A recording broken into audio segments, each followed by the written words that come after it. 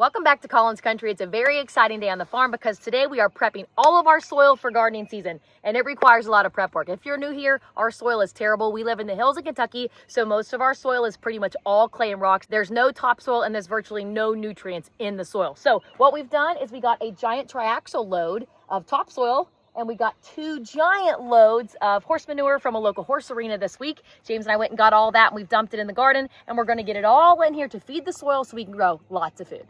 Okay, we decided to use the John Deere skid steer today, and that's because we have already turned this garden over, so there was a lot of humps and bumps, and with the tracks it should make a smooth ride. Plus it's pretty quick to be able to move all this dirt and manure. I'm going to start out with the topsoil, and I'm going to spread that out as far as I can get it, and then I'm going to put the manure on top. And then once that's done, we're going to go get the RK25 tiller. It's got a 4.5 foot tiller on the back.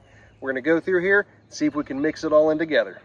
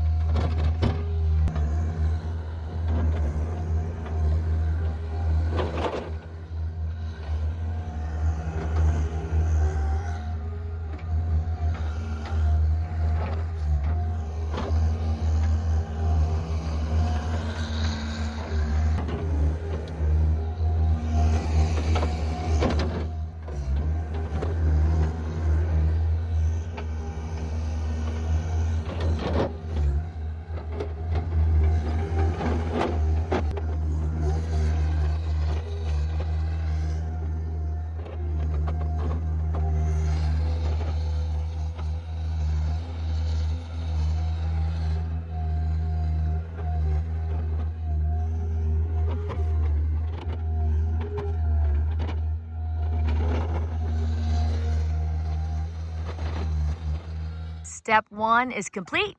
He got all that topsoil and manure spread out. And this is really going to help a lot. Just the color difference alone between the topsoil and the compost and our nasty clay soil is insane. It's like, truthfully, the difference between black and white. Anyway, so now he's grabbing the RK with the tiller and he's going to come back and till it all in. Here he comes with the RK25, which is our smaller subcompact tractor with the tiller on the back. We do obviously have the RK55 with the tiller on that one as well. That's obviously a lot bigger. And we usually use the bigger tractor and the bigger tiller on this, but we've got the backhoe on the back of that tractor and we're using it for a different project. So that's why we're using my RK25. I'm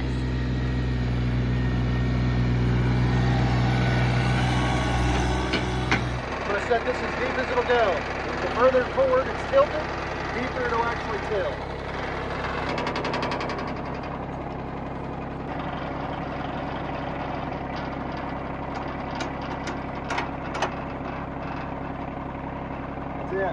Okay.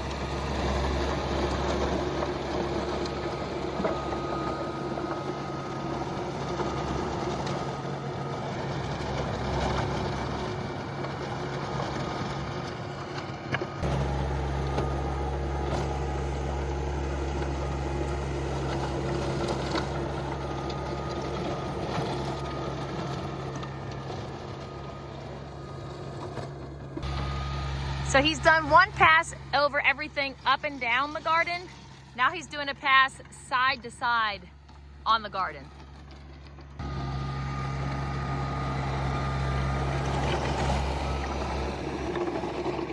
Shane just taking the RK25 back to the barn, and the soil looks great.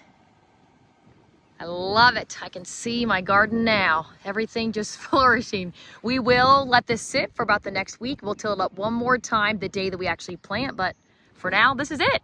Now, I do want to talk about two things really quick before I end this video. The first one is that, yes, we did know that some of that horse manure that we were tilling into this soil was still hot. Some of it was very well composted down. It was over a year old, but some of it, if you watch the video back, you can actually see steam coming off of it. That's okay. If I were to put this in a garden and I planted my plants directly into only that hot manure, yes, it would obviously be a problem. It would kill everything that I tried to grow in it. The hot compost would quite literally burn the plant and kill it. But this is still at least 75% clay. So adding some hot manure to this is not going to make a difference. In this soil composition here, that hot manure probably isn't even 2% of the soil, so it's not going to hurt the plants. Trust me, we've done this so many times, it will not hurt them. And the second thing that I want to talk about really quick is tilling. Tilling can be a very controversial issue. Some people love it. Some people hate it. Some people say it's great for the soil. Some people say it's horrible for the soil. Honestly, we're kind of middle of the road there. Tilling serves a purpose and it's really good for some things, but it's not good for everything. And eventually I would like our garden areas to get to a no-till method, and I want to promote the healthiest soil possible that is very nutrient rich. But realistically, we just cannot do that yet. Our soil here is terrible. It's almost comparable to gardening and concrete. It is so hard, it is so compacted. There is not any seed I can plant in this soil other than Kentucky 31 grass that will grow. And even Kentucky 31 grass struggles to grow in this, and that stuff will grow anywhere. So this is our 3rd year gardening in this garden spot here, and we've done the same thing every year, and we will continue to do the same thing for the next couple of years until we can say this garden has good soil. And that is all year long when we have free time, when there's nothing growing in here, we're adding compost, manure, topsoil, anything good that we can to the soil to add nutrients. Then in the spring, if you've been watching our videos, you've seen we've already done it every year. We plow it over, and that gets deep down in, so the roots have a deep, good soil system that's loose soil that they can grow in. So we plow it over, and then after that, we continue adding more stuff like we just did, and then we till it in. And over time, it will turn into a really good garden soil that we can transition into the no-till method. We just are not there yet. All right, that's it. Baby did a very nice job. Thanks for watching, everybody. Yep, if you have any questions, of course, as always, let us know down in the comments below. Otherwise, stay tuned for all the gardening updates. You will not believe how much food we are going to grow in this garden. Happy homesteading!